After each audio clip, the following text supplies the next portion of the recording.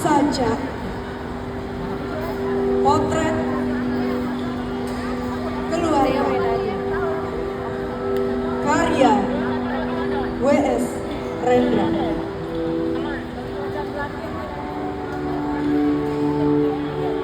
Tanggal 15 tahun rembulan, wajah molek bersolek di angkasa. Kemarau dingin, jalan berdebu. Ular yang lewat di panggung naga, burung terkukur, terpisah dari sarangnya. Kepada rekannya, berkatalah suami itu,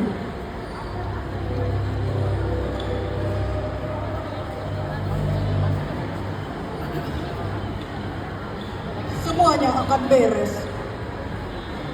Pasti beres.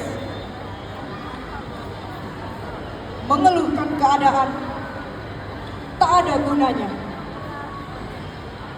Kesukaran selalu ada. Itulah namanya kehidupan. Apa yang kita punya sudah lumayan. Asal keluarga sudah terjaga. Rumah dan mobil juga ada. Apalagi yang direwetkan. Anak-anak dengan tertib aku sekolahkan. Yang putri di SLA, yang putra mahasiswa. Di rumah ada TV, anggrek, air conditioning, dan juga agama. Inilah kesejahteraan yang harus kita bina. Kita mesti santai. Hanya orang edan sengaja mencari kesukaran, memprotes keadaan, tidak membawa perubahan. Salah-salah, malah hilang jabatan.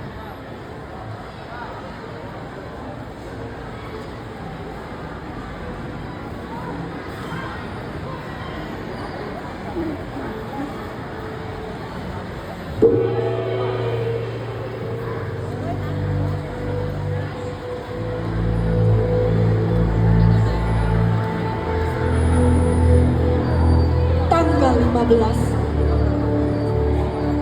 tahun rembulan, angin kemarau tergantung di belimbing berkembang. Malam disambut suara halus dalam rumputan. Anjing menjenguk keranjang sampah, kucing berjalan di bubungan atap, dan ketonggeng menunggu di bawah batu. Istri itu duduk di muka kaca dan berkata,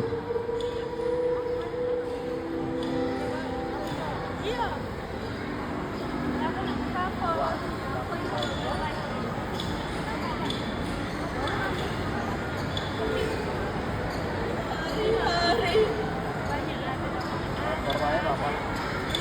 mengalir seperti sungai Ara.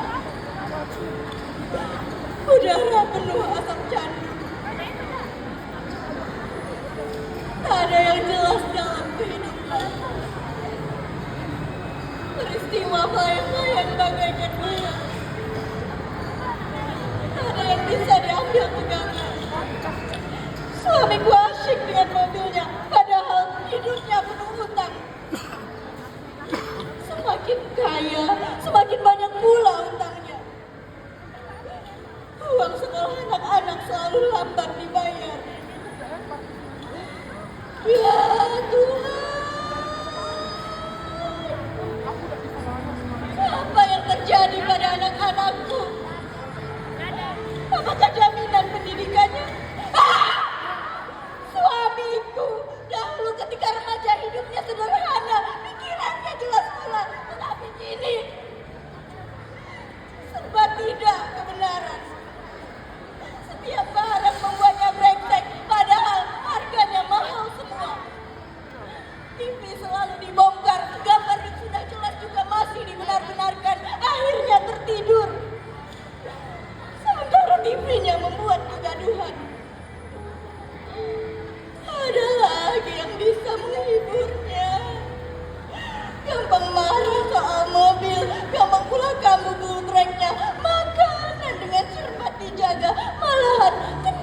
sedikit gula.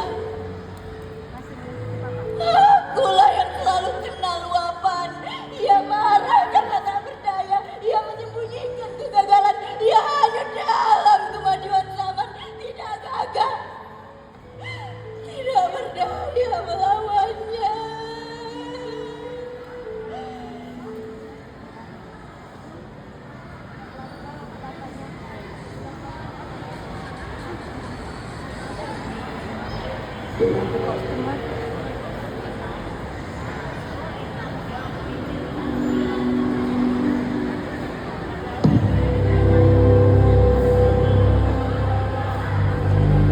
Tanggal 15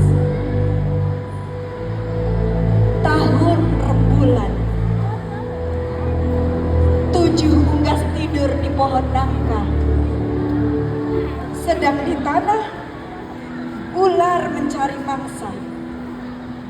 Berdesir-desir bunyi kali di kejauhan. Di tebing yang landai, tidurlah buaya. Di antara batu-batu, 2 ketam bersenggama. Sang putri yang dieselai berkata, "Kau inilah aku. Buatlah aku mengandung. Bawalah aku pergi. Jadikanlah aku babu. Aku membenci duniaku ini. Semuanya serba salah. Setiap orang gampang marah. Ayah gampang marah lantaran mobil dan TV. Ibu gampang marah lantaran tak berani marah kepada ayah. Suasana tegang di dalam rumah. Meskipun rapi perabotannya, aku yakin keluargaku mencintaiku. Tetapi semuanya ini untuk apa? Untuk apa hidup keluargaku ini? Apakah ayah hidup untuk mobil dan TV? Apakah ibu hidup karena tak punya pilihan? Dan aku, apa jadinya aku nanti? 13 tahun aku belajar di sekolah, belum juga mampu berdiri sendiri. Untuk apakah kehidupan kami ini? Untuk makan?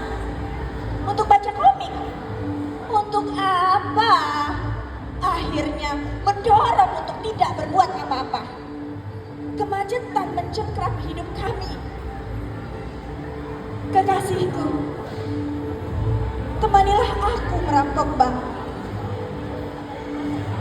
Pujaanku, suntikan morfin ini ke urat darah di tetekku.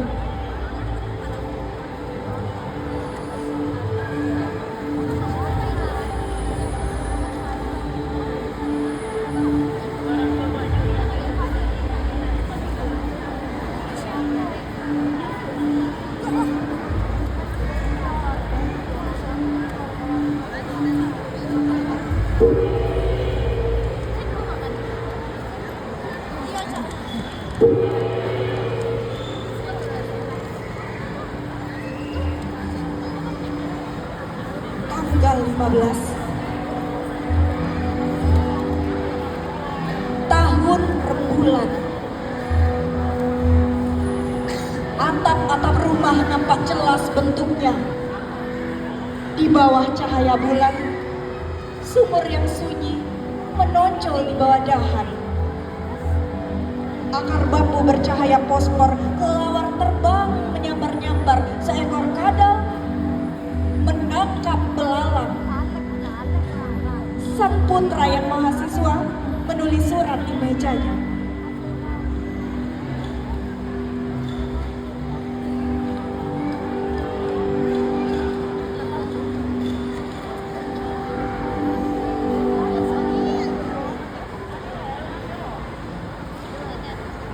Ayah dan ibu yang terhormat, aku pergi meninggalkan rumah ini. Cinta kasih cukup aku dapatkan, tetapi aku menolak cara hidup ayah dan ibu. Ya, aku menolak mendewakan harta, aku menolak kemenjangan.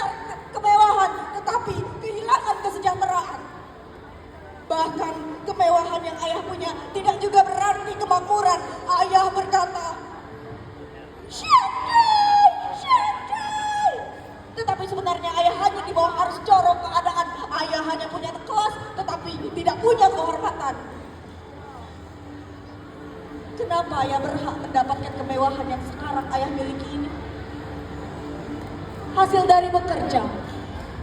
Bekerja apa? Apakah produksi dan jasa seorang birokrat yang korupsi? Seorang petani lebih produktif daripada ayah. Seorang buruh lebih punya jasa yang nyata. Ayah hanya bisa membuat peraturan. Ayah hanya bisa tunduk pada atasan. Ayah hanya bisa mendukung peraturan yang memisahkan raja dari penguasa. Ayah tidak produktif, melainkan destruktif. Namun toh, ayah mendapatkan gaji besar. Apakah ayah pernah memprotes ketidakadilan? Tidak pernah, bukan? Terlalu beresiko, bukan? Apakah aku harus mencontoh ayah? Sikap hidup ayah adalah pendidikan buruk bagi jiwaku.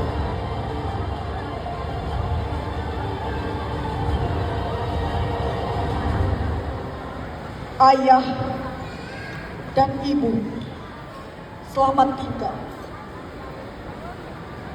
Daya hidupku menolak untuk tidak berjaya.